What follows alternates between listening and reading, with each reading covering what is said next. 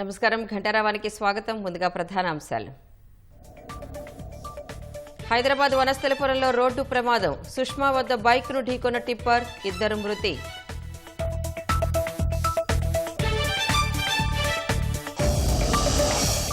తుది దశకు budget కసరత్తులు. Vote on అకౌంట్కు సన్నద్దం. ఈ నెల 8 నుంచి శాసనసభ సమావేశాలు జరిగే అవకాశం.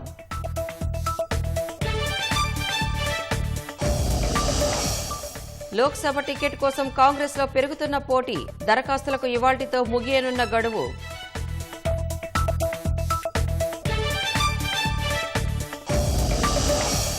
లోక్సభ ఎన్నికలకు రాష్ట్ర భాజపా నాయకత్వం కార్యాచరణ.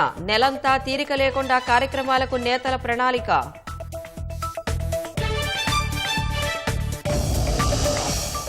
ఎమ్మెల్యేల కొనుగోలుకు భాజపా యత్నిస్తోందని ఆప్ విమర్శలు. ఆధారాల కోసం కేజ్రీవాల్ మరో మంత్రి నివాసానికి పోలీసులు.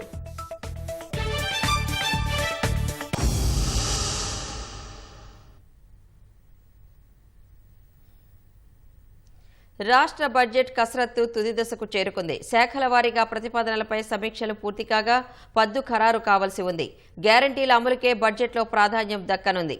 కేంద్రంలో మధ్యంతర బడ్జెట్, పార్లమెంట్ ఎన్నికల నేపథ్యంలో రాష్ట్రంలో ఓటాన్ అకౌంట్ బడ్జెట్ ప్రవేశపెట్టనున్నారు. వచ్చే ఆర్థిక సంవత్సరానికి రాష్ట్ర వార్షిక ప్రణాళిక వారం రోజుల్లో వెల్లడి కానుంది. 2024-25కి రాష్ట్ర బడ్జెట్ ని వచ్చే శనివారం ఉభయ సభల్లో ప్రవేశపెట్టే అవకాశం కనిపిస్తోంది. వార్షిక బడ్జెట్ పై రాష్ట్ర ప్రభుత్వ కసరత్తు ఇప్పటికే దాదాపుగా పూర్తయింది. అన్ని శాఖల నుంచి వచ్చిన ప్రతిపాదనలపై ఆయా శాఖల మంత్రులు, అధికారులతో ఉప ముఖ్యమంత్రి భట్టి విక్రమార్క సమీక్షించారు. శాఖల వారి అవసరాలు, ప్రాధాన్యతలు తదితర అంశాలపై సుదీర్ఘంగా చర్చించారు. ప్రభుత్వ లక్ష్యాలు, ఆలోచనలు, ప్రాధాన్యతలకు అనుగుణంగా కేటాయింపులు చేసే విషయమై అధికారులకు దిశానిర్దేశం చేశారు. కేంద్ర ప్రభుత్వ బడ్జెట్ ప్రవేశపెట్టినందున రాష్ట్రానికి కేంద్రం నుంచి వచ్చే నిధుల విషయంలో స్పష్టత లభించింది. బడ్జెట్ పద్దుకు సంబంధించి రాష్ట్ర ప్రభుత్వం నిర్ణయం తీసుకోవాల్సి ఉంది. ఉప ముఖ్యమంత్రి, ఆర్థిక శాఖ అధికారులతో సీఎం రేవంత్ రెడ్డి చర్చించి పద్దుపై ఓ నిర్ణయానికి రానున్నారు. 1-2 రోజుల్లో సీఎం రేవంత్ రెడ్డి ఆ ప్రక్రియను పూర్తి చేసే అవకాశం ఉంది.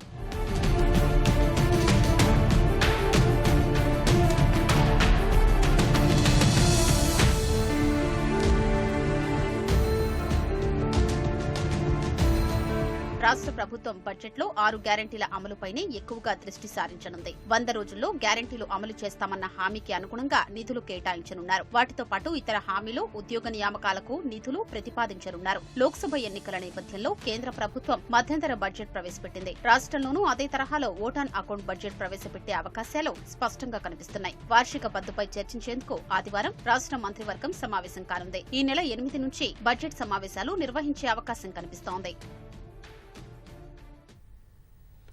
త్వరలో జరగనున్న లోక్సభ ఎన్నికల్లో పోటీ చేసేందుకు కాంగ్రెస్ టికెట్ ఆశిస్తున్న వారి సంఖ్య రోజురోజుకి పెరుగుతోంది. శుక్రవారం ఒక్కరోజే 100 మంది దరఖాస్తు చేసుకున్నారు. వాటితో కలుపుకుంటే ఇప్పటి వరకు దరఖాస్తు చేసుకున్న వారి సంఖ్య 140 దాటింది. కాంగ్రెస్ టికెట్ల కోసం దరఖాస్తు చేసుకునే గడువు నేటితో ముగియనుంది.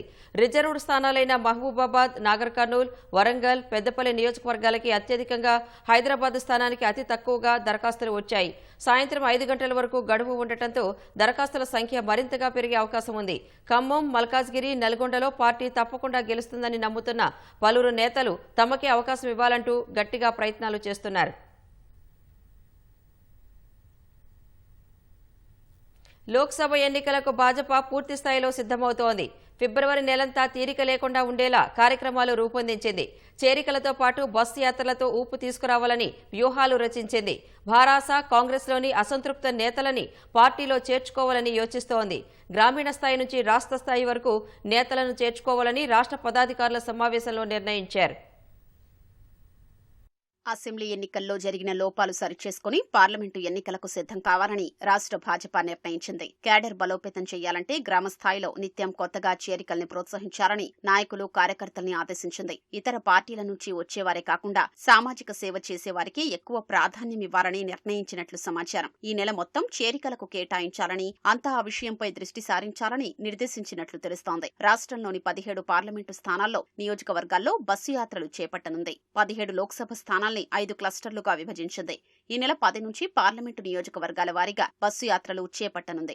అందుకు సంబంధించిన నిర్వహణ, రూట్ మ్యాప్ పై పదాధికారుల సమావేశంలో చర్చించారు.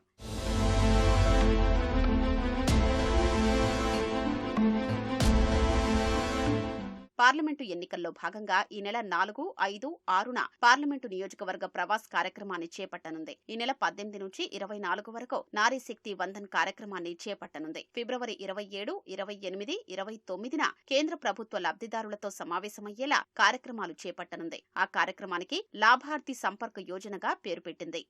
ఈ నెల 14న పార్లమెంటు ఎన్నికల కార్యాలయాలు ప్రారంభించాలని రాష్ట్ర నాయకత్వం నాయకుల్ని ఆదేశించింది. ఫిబ్రవరి 29లోపు అసెంబ్లీ నియోజకవర్గంలో ఎన్నికల కార్యాలయాలు ప్రారంభించాలని స్పష్టం చేసింది. మార్చి 5 నుంచి 10 వరకు కొత్త ఓటర్ల సంపర్క్ అభియాన్ చేపట్టనుంది. ఫిబ్రవరి మాసం మొత్తానికి కూడా ఎన్నికల నెలగా ఆలోచన చేసి వివిధ రకాలైనటువంటి కార్యక్రమాలని యోజన చేయడం జరిగింది. ఫిబ్రవరి 4, 5, 6 తేదీలలో అన్ని పార్లమెంట్లలో జాతీయ నాయకులందరూ కూడా 17 పార్లమెంటు సమావేశాలలో పార్లమెంటు వారిగా పొలిటికల్ సిచ్యువేషన్ ని ఆలోచన చేసి కార్యక్రమాల గురించి యోజన చేసేటువంటి కార్యక్రమాన్ని కూడా ఈ సందర్భంగా మేము నిర్ణయం చేయడం జరిగింది. ఫిబ్రవరి 5 నుంచి 8వ తారీఖు వరకు అన్ని గ్రామాలలో అందరు కార్యకర్తలు గాంవ్ చేలో బస్తీ చేలో కార్యక్రమాన్ని నిర్వహించడం జరుగుతా ఉంది. ఫిబ్రవరి 5 నుంచి మార్చ్ 5 వరకు అయోధ్య దర్శన్ అభియాన్ని కూడా 31 ట్రైన్స్ ని ఏర్పాటు చేసి ప్రతి పార్లమెంట్ నుంచి 2 ట్రైన్స్ చొప్పున ఆల్టర్నేట్ గా పోయేటువంటి కార్యక్రమాన్ని కూడా యోజన చేయడం జరిగింది. ఫిబ్రవరి మాసంలో సుమారుగా 2వ వారం 3వ వారంలో 5 బస్సు యాత్రలను కూడా ఈ ప్రాంతంలో రాష్ట్ర వ్యాప్తంగా 5 బృందాలు బస్సు యాత్రలు కూడా నిర్వహించడం కోసం పూర్తి స్థాయిలో యోజన చేయడం జరిగింది. రాష్ట్ర ప్రభుత్వం సర్పంచ్ ఎన్నికలు ఎందుకు జరపడం లేదని భాజపా జాతీయ ఉపాధ్యక్షురాలు డీకే అరుణ ప్రశ్నించారు. భారాసా మీద ఉన్న వ్యతిరేకతతోనే కాంగ్రెస్ గెలిచిందన్న ఆమె ఆ విషయం తెలిసే సర్పంచ్ ఎన్నికలు నిర్వహించట్లేదని ఆరోపించారు. 17 ఎంపీలను గెలిపిస్తేనే గ్యారంటీలు అమలవుతాయని కాంగ్రెస్ చెబుతోందని, అసెంబ్లీ ఎన్నికల ముందు హామీ ఇచ్చి పార్లమెంటు ఎన్నికలకు ముడిపెట్టడం ఏమిటని డీకే అరుణ ప్రశ్నించారు. పార్లమెంటు ఎన్నికలకు మీరిచ్చినటువంటి 6 గ్యారెంటీలకు ఏమి సంబంధము? మీకు ఓటేసి గెలిపిస్తే 6 గ్యారెంటీలు అమలు చేస్తామన్నటువంటి మీరు పార్లమెంట్ ఎన్నికల్లో ఓటేసి గెలిపిస్తేనే ఇవి వస్తాయని చెప్తున్నారంటే మీ యొక్క ఉద్దేశము ఇక్కడనే చాలా స్పష్టంగా అర్థమైంది. తెలంగాణ ప్రజల్ని మోసం చేయడానికి మీరు సిద్ధమయ్యిండ్రు అని. ఇక్కడ గనక 17 సీట్లు గెలిపిస్తే కేంద్రంలో రాహుల్ గాంధీ ప్రధానమంత్రి అవుతారని చెప్తున్నారు. అయ్యా బాబు, మీరు ఈ దేశంలో ఎన్ని రాష్ట్రాల్లో మీరు అధికారంలో ఉన్నారు? మీకు వచ్చే 17 సీట్లతో ఈ కేంద్రంలో మీరు అధికారంలోకి వస్తారా అని చెప్పి అందరూ రాహుల్ గాంధీ గారు ప్రధానమంత్రి క్యాండిడేట్ గా మీరు అనౌన్స్ చేస్తారా అని చెప్పి నేను ఫస్ట్ అడుగుతా ఉన్నా. ఇది కేవలం ప్రజలను మభ్యపెట్టడానికి, రాహుల్ గాంధీ గారికి పాపం ఖుషి చేయడానికి మాట్లాడుతున్నటువంటి మాటలే తప్ప దీంట్లో వాస్తవం లేదన్న సంగతి ఇక్కడ ఉన్న ప్రతి నాయకునికి తెలుసు అని చెప్పి సందర్భం నేను తెలియజేస్తా ఉన్నా. తెలంగాణ ప్రజలేమంత అమాయకులు కాదు. కేంద్రంలో నరేంద్ర మోదీ గారి నాయకత్వంలో మళ్లీ రేపు జరగబోయేటటువంటి ఎన్నికల్లో మళ్లీ నరేంద్ర మోదీ గారే ప్రధానమంత్రి అవుతారనేటువంటి విషయం ఈ రాష్ట్ర ప్రజలకు కూడా చాలా స్పష్టంగా తెలుసని చెప్పి సందర్భం నేను తెలియజేస్తా ఉన్నా. రాష్ట్రానికి 6 గ్యారంటీలు కాదు, మోదీ గ్యారంటీతోనే భవిష్యత్ ఉంటుందనే నినాదంతో భాజపా ప్రజల్లోకి వెళ్లనుంది. మేనిఫెస్టో భగవద్గీత, ఖురాన్, బైబిల్ వంటిదని, అందులోని ప్రతి హామీ అమలు చేస్తామని చెప్పి కాంగ్రెస్ ప్రజలను మోసం చేస్తోందని భాజపా జాతీయ ప్రధాన కార్యదర్శి బండి సంజయ్ విమర్శించారు. రేవంత్ రెడ్డి సీఎం అయ్యాక మాట తప్పుతున్నారని మండిపడ్డారు. ఎన్నికల వరకే మేనిఫెస్టో పవిత్ర గ్రంథమా, ఎన్నికలయ్యాక చిత్తు కాగితమా అని ఎద్దేవా చేశారు. ఇప్పటి వరకు 6 గ్యారంటీలను అమలు చేయని కాంగ్రెస్ కు లోక్సభ ఎన్నికల్లో ఎందుకు ఓటేయాలని బండి సంజయ్ ప్రశ్నించారు. కాంగ్రెస్ పార్టీ ఎన్నికల ప్రచారం సందర్భంగా మేనిఫెస్టోను తయారు చేసి కాంగ్రెస్ పార్టీ ప్రభుత్వం ఏర్పడ్డ వెంటనే ఫిబ్రవరి 1 రోజు గ్రూప్ 1 నోటిఫికేషన్ ఇస్తాం. తప్పకుండా ఫిబ్రవరి 1 రోజు గ్రూప్ 1 ఇస్తాం. ఏప్రిల్ 1 రోజు గ్రూప్ 2 నోటిఫికేషన్ ఇస్తామని చెప్పన్నారు. ఇలా ఫిబ్రవరి 2 అయిపోతుంది. ఎన్నికల సందర్భంగా ప్రతి కాంగ్రెస్ పార్టీ నాయకుడు అన్ని మేనిఫెస్టోకి కాదు, మాది అన్ని పార్టీలకి మేము కాము. మా మేనిఫెస్టో ఒక భగవద్గీత, మా మేనిఫెస్టో ఒక ఖురాన్, మా మేనిఫెస్టో ఒక బైబుల్ అని చెప్పారు. వాళ్ళు నమ్మించి ఓట్లు వేసుకున్నారు. ఇలా కాంగ్రెస్ పార్టీ నమ్మించి నట్టెట్ల ముంచారు. కాంగ్రెస్ క్రెడిట్ చోరుకు పాల్పడుతోందని, అలా చేయడం ఆ పార్టీకి ఇదే మొదటిసారి కాదు, చివరిసారి కాదని భారాస కార్యనిర్వాహక అధ్యక్షుడు కేటీఆర్ ఆరోపించారు. ఉద్యోగ నియామకాలకు సంబంధించి సీఎం రేవంత్ రెడ్డి చేసిన ప్రకటనపై ఎక్స్ వేదికగా స్పందించారు. 6,956 స్టాఫ్ నర్సులు, 15,750 పోలీస్ కానిస్టేబుళ్ల నియామకాన్ని కేసీఆర్ ప్రభుత్వం పూర్తి చేసిందని పేర్కొన్నారు. దురదృష్టవశాత్తు ఎన్నికల కోర్టు వల్ల ఫలితాలు విడుదల చేయలేకపోయామని కేటీఆర్ తెలిపారు. ఆ 2 నియామకాలతో కాంగ్రెస్ ప్రభుత్వానికి ఎలాంటి సంబంధం లేదని, అయినా తామే చేసినట్లు ప్రజలను మోసం చేయాలని కాంగ్రెస్ చూస్తోందని ఆక్షేపించారు. గత పార్లమెంటు ఎన్నికల్లో పోటీ చేసిన కాంగ్రెస్ అభ్యర్థి పొన్నం ప్రభాకర్ బలహీనుడు కాదని, అతను భాజపాకు సరెండర్ కావడం భాజపా అభ్యర్థి బండి సంజయ్ గెలుపొందడానికి దోహదపడిందని మాజీ ఎంపీ వినోద్ కుమార్ తెలిపారు. కరీంనగర్లో నిర్వహించిన గిరిజన ఆత్మీయ సమ్మేళనంలో రాబోయే ఎన్నికల్లో కార్యకర్తలు వ్యవహరించాల్సిన తీరుపై ఆయన దిశానిర్దేశం చేశారు. ఎమ్మెల్యేలు భారీ మెజార్టీతో గెలిచారని, కార్యకర్తలు అతి విశ్వాసం ఏర్పడినందువల్ల తాను ఓడిపోయానని వినోద్ కుమార్ స్పష్టం చేశారు. అక్కడక్కడ ఆరా తీస్తుంటే మోదీకి సరేనని చెబుతూనే బండి సంజయ్ పట్ల మాత్రం ప్రజల్లో వ్యతిరేకత ఉందని వినోద్ కుమార్ పేర్కొన్నారు.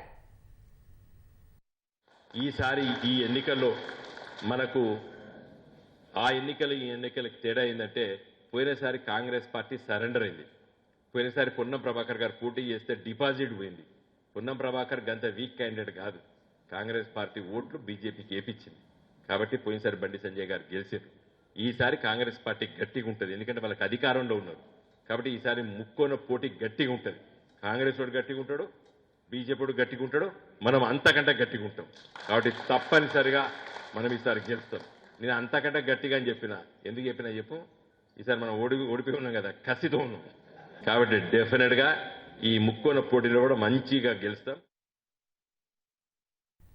కూకట్పల్లి మూసాపేటలో మనుషుల ప్లాస్మాను అక్రమంగా సేకరించి అధిక ధరలకు విక్రయిస్తున్న అక్రమ బ్లడ్ బ్యాంకుపై డ్రగ్స్ కంట్రోల్ శాఖ అధికారులు దాడి చేశారు.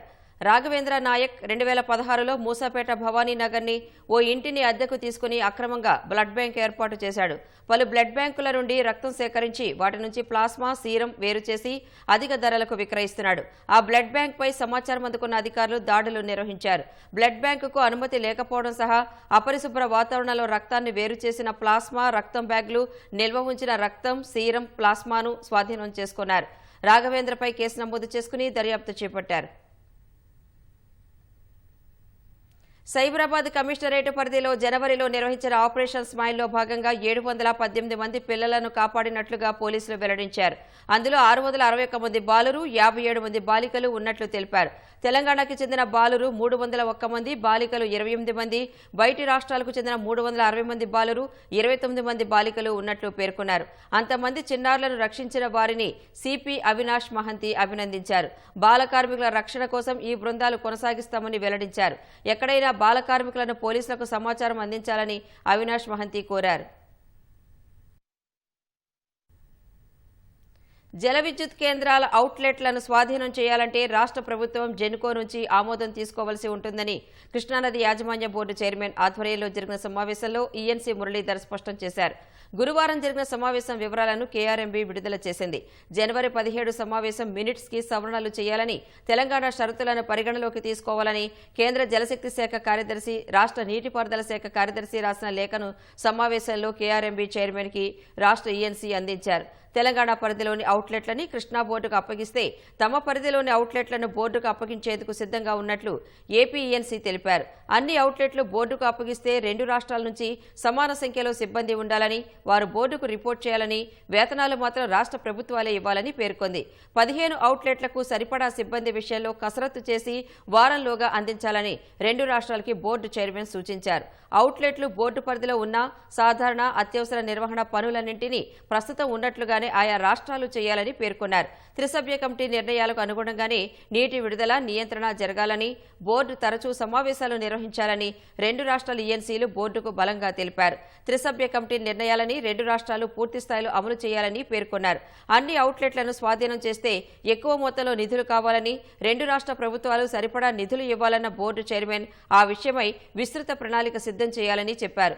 మరమ్మతులు, ఇతర పనుల కోసం 2 రాష్ట్రాల సిబ్బందిని బోర్డు ఆమోదంతోనే నాగార్జునసాగర్ డ్యాం వద్దకు సిఆర్పీఎఫ్ అనుమతించాలని మరోమారు తెలిపారు. మేడిగడ్డ పిల్లర్ల కుంగుబాటు కేసును సీబీఐకి అప్పగింత కాళేశ్వరం ఇరిగేషన్ ప్రాజెక్ట్ లిమిటెడ్ సేకరించిన నిధుల వ్యవహారంపై రాష్ట్ర ప్రభుత్వానికి హైకోర్టు నోటీసులు జారీ చేసింది. రాతపూర్వకంగా 2 వారాల్లో అఫిడవిట్ దాఖలు చేయాలని ఆదేశించింది. జయశంకర్ భూపాలపల్లి జిల్లా మహదేవ్పూర్ పోలీస్ స్టేషన్లో నమోదైన కేసు సీబీఐకి బదలాయించేలా ఆదేశించడం సహా ఆ విషయంపై చర్యలు తీసుకునేలా రాష్ట్ర ప్రభుత్వాన్ని ఆదేశించాలంటూ కాంగ్రెస్ ఎలక్షన్ కమిటీ ఉపాధ్యక్షుడు నిరంజన్ ప్రజా ప్రయోజన వ్యాజ్యం దాఖలు చేశారు. నంబర్ కేటాయించేందుకు రిజిస్ట్రీ లేవనెత్తిన అభ్యంతరాలపై హైకోర్టు విచారణ చేపట్టింది. మేడిగడ్డతో పాటు ఇతర బ్యారేజీల భద్రతకు అన్ని చర్యలు తీసుకునేలా జాతీయ డ్యాం భద్రతా మండలికి ఆదేశాలు జారీ చేయాలని పిటిషనర్ కోరారు. Kaleshwaram irrigation project corporation limited సేకరించిన కోట్ల రూపాయల వ్యవహారంపై సీబీఐతో దర్యాప్తు జరిపించాలని పిటిషనర్ కోరారు. ప్రభుత్వ వివరణకి 2 వారాల గడువు కావాలని అదనపు అడ్వకేట్ జనరల్ కోరగా ధర్మాసనం అనుమతిస్తూ విచారణ వాయిదా వేసింది. కాళేశ్వరంలో అక్రమాలపై ఫిర్యాదు చేసిన కేసు నమోదుకు చేయకపోవడాన్ని సవాలు చేస్తూ దాఖలైన పిటిషన్ పైన హైకోర్టు విచారణ చేపట్టింది. తీవ్రమైన నేరాలున్నాయని ప్రాథమిక ఆధారాలతో గత సెప్టెంబర్లో ఫిర్యాదు చేసిన సీబీఐ కేసు నమోదు చేయలేదని పిటిషనర్ కోర్టు దృష్టికి తీసుకువెళ్లారు. ఫిర్యాదు నమోదు చేసేలా ఆదేశాలు జారీ చేయాలని కోరగా ప్రజా ప్రయోజన వ్యాజ్యంతో కలిసి విచారించాల్సి ఉంటుందని కోర్టు తెలిపింది. ఆ పిటిషన్ను పిల్తో జత చేసి ముందుంచాలని కోర్టు పేర్కొంది. నిజామాబాద్ జిల్లాలో పసుపు విస్తీర్ణం తగ్గుతోంది. కొన్నేళ్లుగా ధర లేక రైతులు సాగు తగ్గించారు. ఈసారి ధర పెరిగినా తెగుళ్లు, వర్షాలతో ఆశించిన దిగుబడి రాలేదు. విస్తీర్ణం తగ్గినందున పసుపు అత్యధిక ధరలకు చేరుకుంటుందని అన్నదాతలు భావిస్తున్నారు. ఇప్పటికే కేంద్రం పసుపు బోర్డు ప్రకటించగా పరిశోధనా స్థానం ఏర్పాటు కానుంది. పసుపు రైతులకు మళ్లీ పూర్వ వైభవం వస్తుందని కర్షకులు భావిస్తున్నారు. గతేడాదితో పోలిస్తే 10,000 ఎకరాల సాగు విస్తీర్ణం తగ్గడం ఆందోళన కలిగిస్తోంది. నిజామాబాద్ జిల్లాలో 10 ఏళ్ల క్రితం 50,000 ఎకరాలకు పైగా పసుపు సాగయ్యేది. కొన్నేళ్లుగా ధర తగ్గటం, పెట్టుబడి పెరగటం వల్ల గిట్టుబాటు కాకపోవడంతో సాగు విస్తీర్ణం తగ్గిస్తూ వస్తున్నారు. గతంలో 10 ఎకరాల వరకు పండించిన రైతులు ప్రస్తుతం సగానికి తగ్గించేశారు. ఏళ్లుగా సాగు చేస్తున్న పసుపు వల్ల నష్టాలు పెరగటంతో ఈ ఏడు 26,000 ఎకరాల్లోనే పంట వేశారు. గతేడాదితో పోలిస్తే ఏకంగా 10,000 ఎకరాల సాగు విస్తీర్ణం తగ్గిపోయింది. జగిత్యాల, నిర్మల్ జిల్లాల పరిధిలోనూ కొంతమేర సాగు విస్తీర్ణం తగ్గించారు.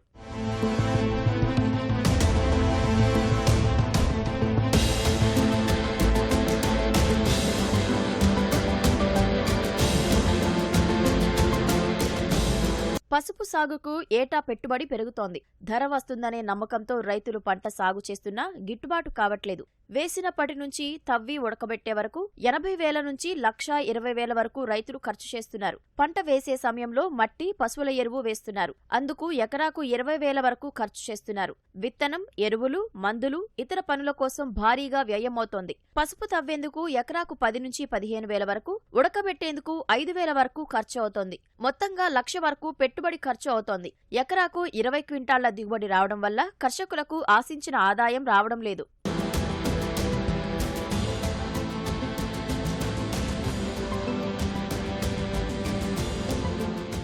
ఈ సంవత్సరం పసుపు విస్తీర్ణ బాగా తగ్గింది. దిగుబడి కూడా బాగా తగ్గింది. ఎకరానికి 20 డ్రమ్లకి వెళ్తలేదు. దుంపకుళ్ళు వచ్చి మొత్తం రోగం పడ్డది. పసుపు మొత్తం 20 డబ్బాలకి ఎక్కువ వెళ్తలేదు ఎకరాన. అయితే ఈ సంవత్సరం ఒక 15,000 వరకు ధర బాగుంటుండే. మాకు విస్తీర్ణ తగ్గిన దానికి క్వింటాల్ తక్కువ వెళ్తుంది కాబట్టి 15,000 వరకు ఖచ్చితంగా ఉండాలి. కానీ ఇప్పుడు ప్రస్తుతానికి 9-10,000 పోతుంది. మరి ముందు ధర ఉంటుందా దిగుతుందా తెలియదు. ఆ ధరలు ఏం చేస్తారో మనకు తెలుస్తలేదు. ధర వచ్చినప్పుడు అమ్ముకోవాలని చెప్తున్నాను నేను. ఈ వర్షాలు పడి మొత్తం రోగం పడ్డది, మొత్తం కుళ్ళిపోయింది. ఎకరాన 2 ట్రాక్టర్ల కొమ్మిళ్తుంది అంతే. దళారులు మోసం చేస్తారు. మన రైతులు జాగ్రత్తగా చూసుకొని అమ్ముకోవాలి. కుప్పలు బాగా ఆటోమేటిక్గా దళారులు వాళ్ళు కుమ్మక్కై రేటు పెట్టరు. 100 కుప్పలో 70-80 కుప్పలకు ధర వస్తే మనకు వచ్చినట్టు. ఏదో 100 మందిలో 5 ధర వచ్చినప్పుడు మనం గొప్ప చెప్పుడు కరెక్ట్ కాదు. గత సంవత్సరం 3 ఎకరాలు వేస్తుండే. ఈసారి గిట్టుబాటు లేక ఎకరాన్నర తగ్గించి ఎకరాన్నరనే పెట్టినాం. ఈసారి రేటు అంటురు కానీ మనం పోయి మార్కెట్ అమ్మితే అప్పుడు తెలుస్తుంది ఆ రేటు. గిట్టుబాటు ధర లేక తగ్గించాం. గత 5-6 సంవత్సరాల నుంచి ధర లేదు. అంతకుముందు 5-6 వేలు ఉంటుండే. ఈ ఎకరంన్నరకి 2 పెండ లారీలు ఒక్కొక్కటి 32,000 రూపాయలు, 64,000. ఎకరన్నరకి 60,000 పెండ నెక్కాలి. ఈ మా చేత కష్టం ఇంకా వేరే ఫెర్టిలైజర్ గిట్ల కాక ఎకరానికి 1,00,000 వరకు అవుతుంది. ఈ ఎలక్షన్ ముంగట ఎప్పుడైనా ఇలాగే ఉంటుంది రేటు. కొన్నేళ్లుగా క్వింటాల్కు 5,000 నుంచి 6,500 మధ్య ధరలు పలుకుతున్నాయి. కొద్దిమంది కర్షకులు క్వింటా 8,000 వరకు అమ్మినా ఎక్కువ మందికి గిట్టుబాటు ధర రావట్లేదు. కాడి, గోళా రకాలకు ధరలు ఎక్కువగా రాకపోవడంతో సాగుదారులు సమస్య ఎదుర్కొంటున్నారు. వ్యాపారుల మాయాజాలంతో మద్దతు ధర దక్కక రైతులు నష్టపోతున్నారు. ఈ ఏడాది ధరలు రైతుల్లో ఆశలు కలిగిస్తున్నాయి. జాతీయ, అంతర్జాతీయ స్థాయిలో డిమాండ్ పెరగటం వల్ల 6 నెలలుగా ధర పెరుగుతూ వస్తోంది. ప్రస్తుతం క్వింటా 8,500 నుంచి 12,500 మధ్య పలుకుతోంది.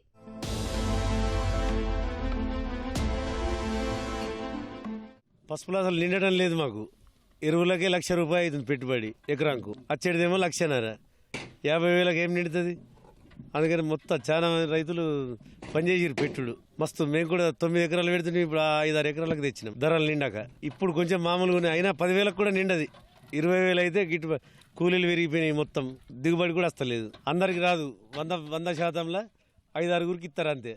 అన్ని ఏమన్నా అంటే ఎండ పెడతలేరు, పచ్చిది ఎత్తురు, ఏదోటి చెప్పి దళారులు మింగెత్తురు, కానీ మాకు మాత్రం ప్రయోజనం లేదు. ఈ కూలీలు పెరిగిపోయినాయి, ఈ ఎరువు ధరలు పెరిగిపోయి అసలు పసుపు పెట్టుడు అంటేనే విరక్తి అయిపోయింది మొత్తం. మేము ఇప్పుడు ప్రస్తుతానికి 5 ఎకరాలు వేసినాం. ముందు కూడా ఇంతే ఉండే, ఇంకా వేరే వాళ్ళు తగ్గించిండ్రు. పసుపు దిగుబడి రాక, పంటలు రేట్లు లేక, ఇప్పుడు మళ్ళీ కొంచెం రేట్లు పెరిగేసరికి ఆసక్తి చూపిస్తున్నారు. ఎకరానికి 70-80 వేల దాకా వస్తుంది. దిగుబడి మామూలుగానే ఉంది. ఈసారి అయితే ఇప్పుడు 10,000 పైన అంటున్నారు. పంట నష్టం ఉన్నది. ఇది పెట్టుబడి పెట్టలేక పంట రేటు గిట్టుబాటు రేటు ఇప్పుడు ఈసారి ఉంది, పోయినసారి లేదు. 13-14 కత్తుంది ఇప్పుడు నా రేటు. 12-13 ఉంటే మొత్తం. పసుపు బోర్డు ప్రకటనతో పాటు పరిశోధనా కేంద్రాన్ని ఏర్పాటు చేస్తామని ప్రధాని మోదీ స్వయంగా ప్రకటించారు. పార్లమెంటు ఎన్నికల ముందే పసుపు బోర్డుకు సంబంధించిన సన్నాహాలు మొదలవుతాయని భావిస్తున్నారు. పసుపు బోర్డుతో పాటు పసుపు పరిశోధనా కేంద్రాన్ని ఏర్పాటు చేస్తే పంటకు డిమాండ్ వస్తుందని రైతులు అంచనా వేస్తున్నారు. ఏమైనా ఈసారి సీజన్ ప్రారంభంలోనే అధిక ధరలు లభిస్తున్నాయి. ఇదే రీతిన ధరలు ఉంటే పసుపు పంటకు పూర్వ వైభవం వచ్చినట్టేనని కర్షకులు చెబుతున్నారు. ఆమ్ ఆద్మీ పార్టీ ఎమ్మెల్యేలను కొనుగోలు చేసేందుకు భాజపా యత్నిస్తోందన్న ఆరోపణలకు సంబంధించిన కేసు దర్యాప్తులో భాగంగా నోటీసులు అందజేసేందుకు ఢిల్లీ క్రైమ్ బ్రాంచ్ పోలీసులు గత రాత్రి ముఖ్యమంత్రి కేజ్రీవాల్, మంత్రి ఆతిశీలా నివాసాలకు వెళ్లారు. అయితే నోటీసులు తీసుకునేందుకు ఇరువురు నేతలు నిరాకరించారు. భాజపా ఒక్కొక్కరికి 25 కోట్ల రూపాయల ఆశ చూపి 7 ఎమ్మెల్యేల కొనుగోలుకు కుట్ర పన్నిందని సీఎం, ఆప్ నేతలు చేసిన ఆరోపణలపై జనవరి 30న భాజపా నేతలు ఢిల్లీ పోలీసులకు ఫిర్యాదు చేశారు. దీనిపై దర్యాప్తు చేపట్టిన పోలీసులు ఎమ్మెల్యేల ప్రలోభాల వ్యవహారంలో ఆధారాలు ఇవ్వాలని కేజ్రీవాల్కు నోటీసులు ఇచ్చేందుకు క్రైమ్ బ్రాంచ్ పోలీసులు ప్రయత్నించారు. దర్యాప్తులో భాగంగా ఢిల్లీ సీఎం అధికారిక నివాసానికి వెళ్లిన పోలీసులు సుమారు గంట పాటు వేచి చూసి నోటీసు ఇవ్వకుండానే వెనుదిరిగారు. కేజ్రీవాల్, అతిశీలు నోటీసులు తీసుకోలేదని, క్రైమ్ బ్రాంచ్ బృందాలు నోటీసులు ఇచ్చేందుకు తిరిగి ఇవాళ ఇద్దరు నేతల ఇళ్లకు వెళ్లనున్నట్లు పోలీసు వర్గాలు తెలిపాయి. మరోవైపు నోటీసు తీసుకునేందుకు సిద్ధంగా ఉన్నా ఇవ్వకుండా వెళ్లిపోయారని సీఎం కార్యాలయ వర్గాలు తెలిపాయి. కేజ్రీవాల్ చేసిన ఆరోపణలకు తగిన ఆధారాలు చూపాలని, లేదంటే చట్టపరంగా ఎదుర్కోవడానికి సిద్ధంగా ఉండాలని ఇప్పటికే ఢిల్లీ భాజపా అధ్యక్షుడు వీరేంద్ర సచ్దేవా ప్రకటించారు. ఇండియా కూటమిలోని తన సహభాగస్వామైన కాంగ్రెస్ పార్టీపై పశ్చిమ బెంగాల్ ముఖ్యమంత్రి మమతా బెనర్జీ శుక్రవారం తీవ్రస్థాయిలో విరుచుకుపడ్డారు. కాంగ్రెస్ పార్టీకి దమ్ముంటే హిందీ ప్రభావిత రాష్ట్రాల్లో భాజపాను ఎదుర్కొని నిలబడాలని సవాల్ విసిరారు. కేంద్రం నుంచి రాష్ట్రానికి రావాల్సిన బకాయిల కోసం నిర్వహించిన ధర్నాలో పాల్గొన్న మమత 100 ఏళ్లకు పైగా చరిత్ర ఉన్న ఆ పార్టీకి రాబోయే లోక్సభ ఎన్నికల్లో కనీసం 40 స్థానాలైనా వస్తాయా అన్నది తనకు అనుమానమేనని ఎద్దేవా చేశారు. రాహుల్ గాంధీ చేపట్టిన భారత జోడో న్యాయ్ యాత్రను ఆమె వదల్లేదు. బంగాల్పైకి వచ్చిన వలస పక్షుల ఫోటో ప్రదర్శనగా ఆ యాత్రను విమర్శించారు. కూటమిలో తాను భాగస్వామిగా ఉన్నా యాత్ర గురించి తనకు కనీస సమాచారం ఇవ్వలేదన్నారు. దేశవ్యాప్తంగా భాజపా ప్రధాన ప్రత్యర్థిగా ఉన్న 300 స్థానాల్లో పోటీ చేయాలని తాను కాంగ్రెస్కు ప్రతిపాదించినా వారు పట్టించుకోలేదన్నారు. ఇప్పుడు ముస్లిం ఓటర్లను రెచ్చగొట్టేందుకు తమ రాష్ట్రానికి వచ్చారన్నారు. సైనిక బలగాల ఉపసంహరణపై భారత్, మాల్దీవుల మధ్య రెండోసారి శుక్రవారం కీలక చర్చలు జరిగాయి. ఢిల్లీ వేదికగా జరిగిన సమావేశంలో ద్వీప దేశంలో భారతీయ వైమానిక ప్లాట్ఫామ్ల కార్యకలాపాలను కొనసాగించేందుకు పరస్పరం ఆమోదయోగ్యమైన పరిష్కారాలకు 2 దేశాలు అంగీకరించాయి. మానవతా సహాయం పంపిణీ, వైద్యం అవసరమైన మాల్దీవుల ప్రజల తరలింపు తదితర కార్యక్రమాలు ఈ ప్లాట్ఫామ్లు చేపడుతున్నాయి. మరోవైపు మాల్దీవులోని భారత సైన్యాన్ని మే 10వ తేదీ కల్లా 3 వైమానిక ప్లాట్ఫాముల్లోకి భారత్ భర్తీ చేయనుందని మాల్దీవుల విదేశీ వ్యవహారాల మంత్రిత్వ శాఖ తెలిపింది. ఇందుకు సంబంధించి తొలిదశ ప్రక్రియను వచ్చే నెల 10వ తేదీ కల్లా పూర్తి చేయనున్నట్లు వెల్లడించింది. భారత్కు చెందిన సైనిక బలగాలు తమ దీవులను వదిలి వెళ్లాలని మాల్దీవుల అధ్యక్షుడు మయూజు ఇటీవల గడువు విధించారు.